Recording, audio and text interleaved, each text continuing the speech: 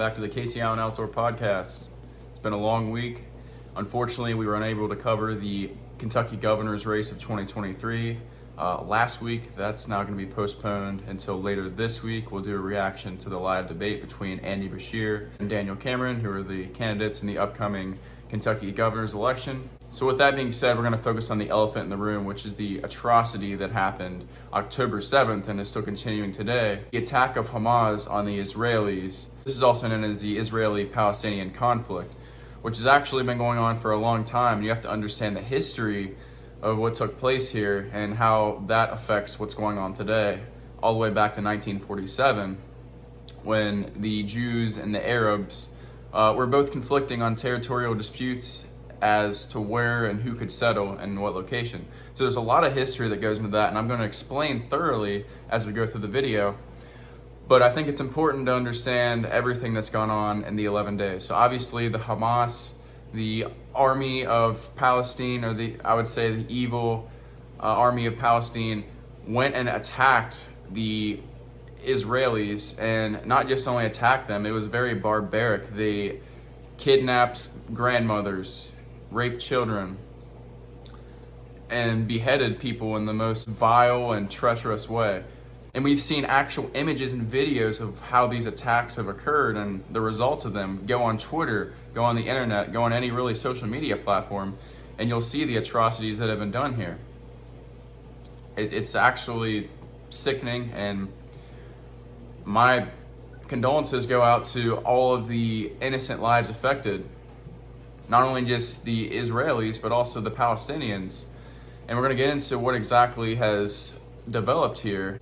Like I said, this started with Hamas, whose main goal is eradicating Jewish people. These Arabs, these evil Muslims, went into Israel, like I said, absolutely did some barbaric things to these innocent people. So with that being said, you think of if this were to happen to the United States, like let's just say Mexico or Canada just all of a sudden did this to us, we would be forced to retaliate and have to, have some sort of attack to avenge that. Not even really avenge, but to stand up for the American people and defend our country if it's being attacked to that proportion.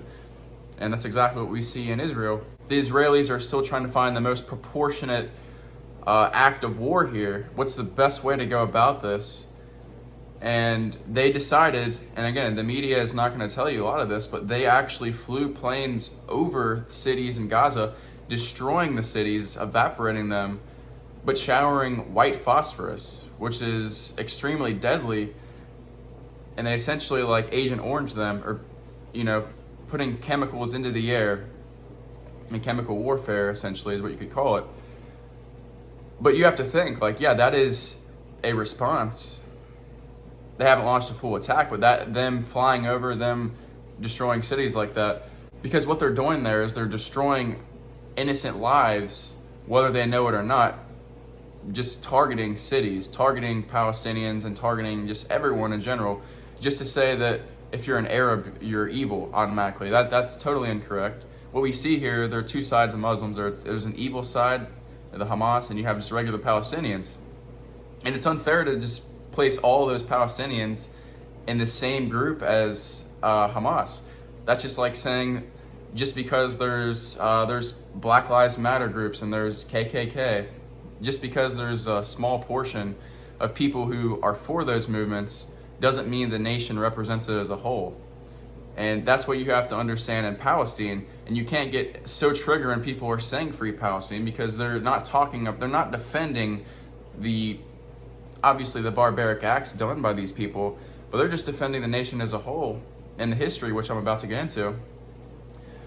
So with all that being said, there's a lot to get into with this, but I want to address a few things throughout the media and things that have gone controversial and viral with political commentators, including myself. So obviously Ben Shapiro has made the news and he's made the headlines with this attack, obviously him being Jewish, his heritage from Israel. So I'm not Jewish myself, but if I was, I would definitely take this personal. And I sympathize with everybody who does, regardless what side you're on. So I can sympathize with Ben on that behalf, but it doesn't excuse you to go out here and say whatever you want to in any bombastic way. And also, really just shit on other political commentators as well, like Tucker. I mean, just because you disagree with his stance on something doesn't mean you have to completely crucify him in the way that Ben did. And one of the things that I tweeted was, and it really relates to Ben himself, and not just him, really, I think in times of war, moral outrage creates delusion. Because when you're morally outraged, you tend to act on feelings rather than facts. And that's funny that coming from the man himself, and it's even his pinned tweet, facts don't care about your feelings. And that's really relevant when it comes to Ben Shapiro.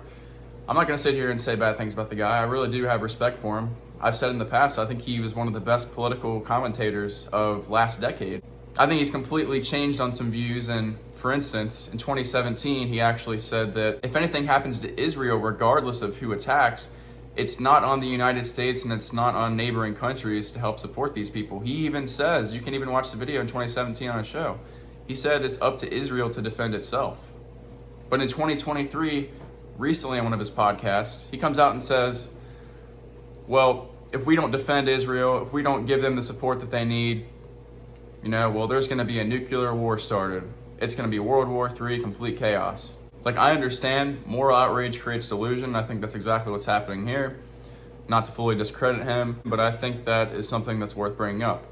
Now, it's also interesting because someone who's really conflicted about this is Piers Morgan. Piers obviously hosts one of the largest shows in the UK and the United States, has about 8.5 million followers on Twitter, obviously really known throughout the world. He's been having Palestinians and Israelis on his show, getting different views, different opinions. Even Ben Shapiro came on his show.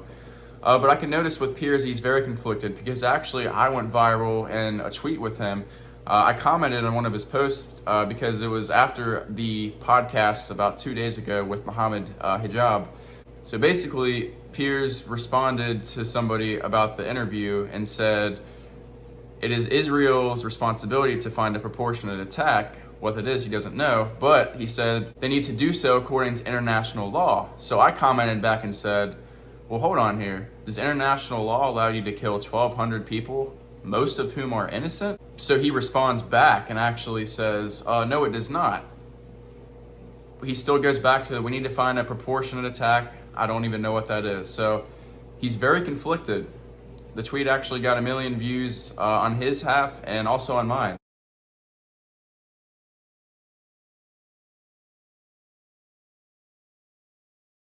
So a total of 2 million impressions within the last 24 hours. So it definitely went viral and a lot of people saw it, but that's the thing with Piers, he's very conflicted. I understand this is a very propaganda-like war. There's so much misinformation being spread and the ability to be brainwashed to think a certain way just because the media and the government has an agenda to push forward. So you have to be very careful when it comes to war and things like this. It's very easy to get sucked into the wrong thing. It's very easy just to read a headline and be misinformed about something and the wrong idea in your head propagandized by somebody else, and then you go and spread this and it's completely divisive. So it's happening a lot, and it's very easy for something like this, especially occurring outside the US. And we've seen footage, we've seen videos, it's real, and you can't really deny some of the stuff, the atrocities that's happened, and really on both sides. And I'm actually going to go through the history right now to have a full understanding as to why this happened.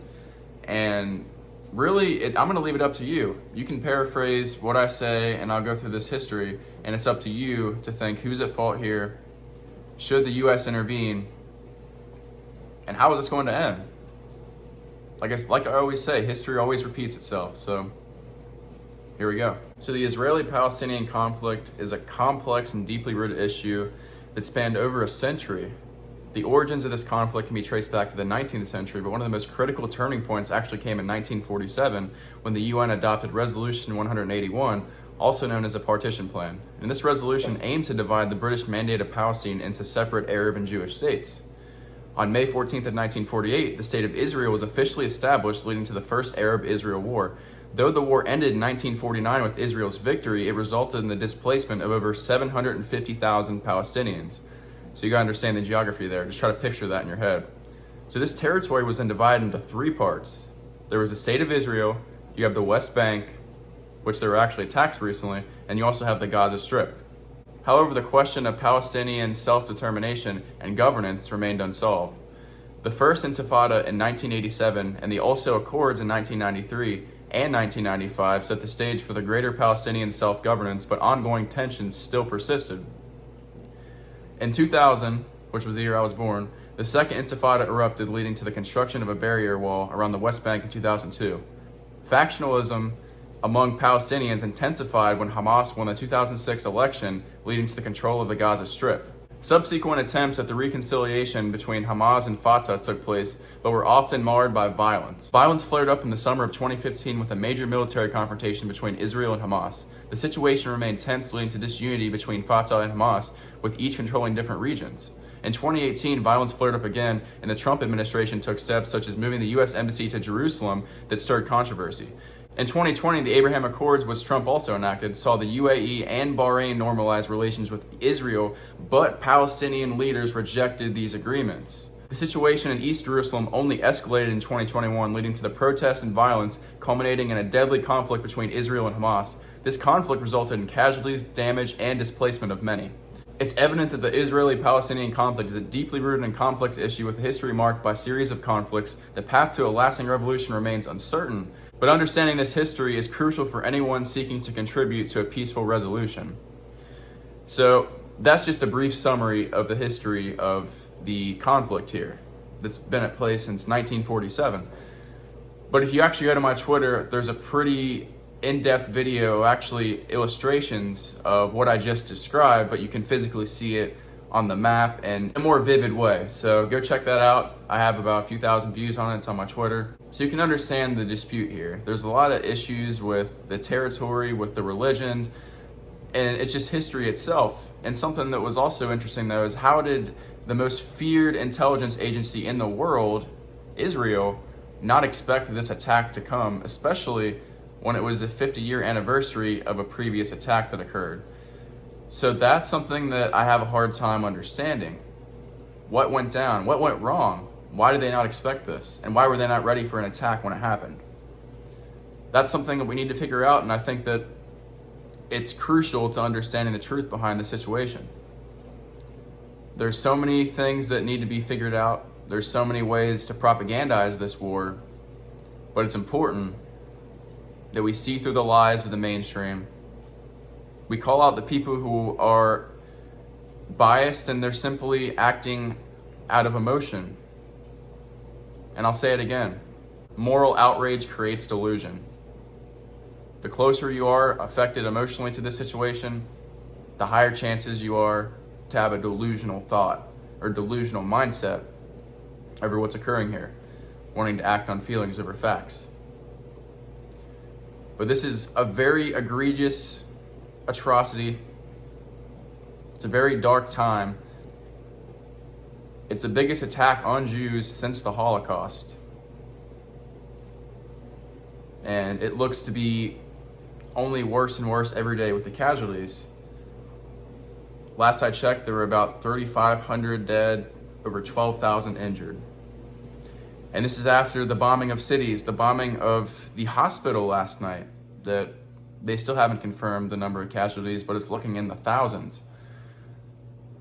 Again, nobody wishes these acts on anyone, or at least the common individual does not want this.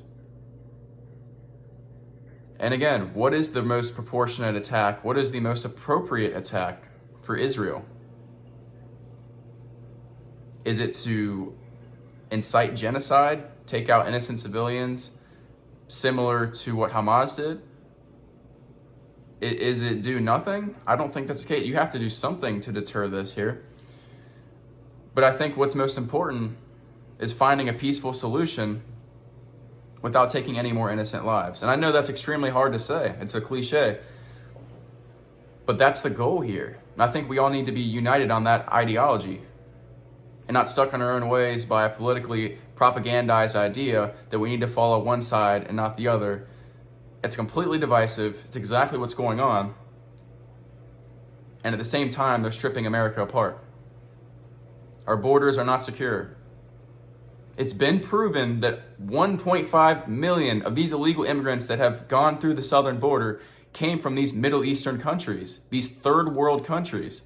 What on earth are these people on the other side of the world doing, climbing the way through the southern border, when at the same time Joe Biden and our southern border are not doing their job? They're literally allowing them with open arms into this country, handing them their citation, and they're walking right through. They're getting a court date and they're not showing up. And guess what? They're not getting arrested. This needs to be applied on all levels. And again, this is another issue that we need to be talking about. It's a big distraction from our nationalist issue, from our border that is being destroyed, and our American rights that are also being destroyed. So again, you have to understand how this can be propagandized, just like the Ukraine war, as a big distraction to the Biden administration, and how poorly they're treating the economy, destroying the US dollar, funding wars, not telling the truth to the American people, and misleading them by not wanting to pursue energy, pursuing what's in our best interest.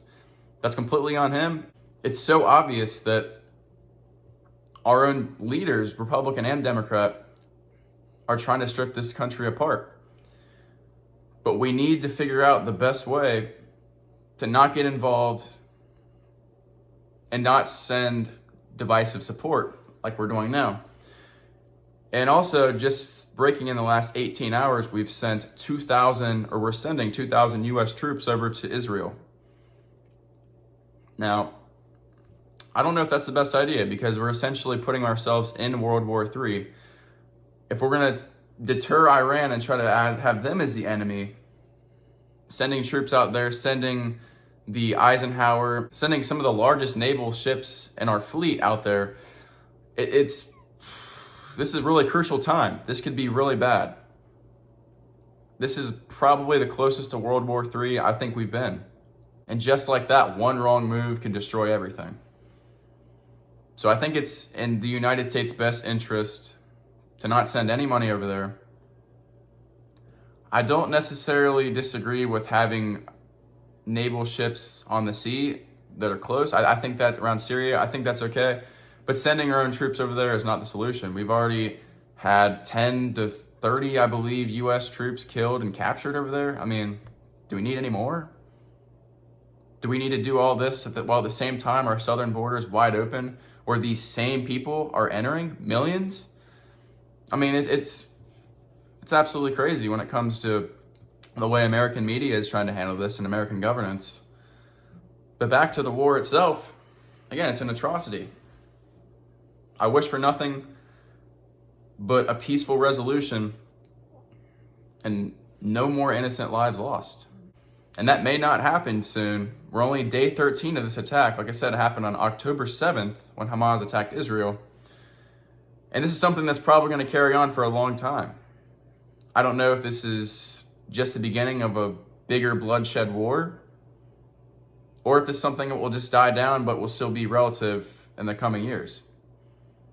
I'll stay updated on this. We're probably going to do a video once a week. This is the most viewed and most trending topic on the internet right now. I feel obligated to speak my opinion on this, especially after having a little debate with Piers Morgan on X. And I think that, we need to come together and find rational solutions. Us political commentators and media personalities need to give the people the best version of the truth, and the truth that they're not going to see on the full realm of the mainstream. That's what I'm telling everyone to do that's doing what I do. We need to stay together. We need to find the best solution. And obviously there's going to be disagreements. And when you look at mainstream media, they purport about 15% correct news. And some of these really good influencers, I'll say, they probably are about 60 to 70%. And some of the best are around 80%. So again, you can see how powerful it is when you have the right sources and you have citizen journalism, independent minds coming together. But it can also be used as the detriment, because like I said, this could be the most propagandized war we've yet to see. But we'll have to see how this plays out. This is going to be something that I believe is going to be ongoing for a while. I think it's in the U.S.'s best interest to stay at home and deal with our own issues. We've got too much going on. We're about to start our own war at home if we don't do something about it and stop worrying about everybody else. At the same time, I sympathize with what's going on in the Middle East, Israel and Palestine, the innocent people that are affected. I do not stand with the egregious attacks by Hamas. I think it's absolutely evil. And I cannot stand with that. But at the same time, I'm not going to blame an entire nation for a subset of attacks and a subset of the population that came together, and they had this mindset. And it's sad, but it's the way it is. We'll cover more on this in the coming weeks, give live updates, give more important information that the mainstream is not going to tell you. Thanks again for tuning into this episode of the Kacee Outdoor Podcast, where we're about truth, freedom, and exploring the unknown. We'll see you next time.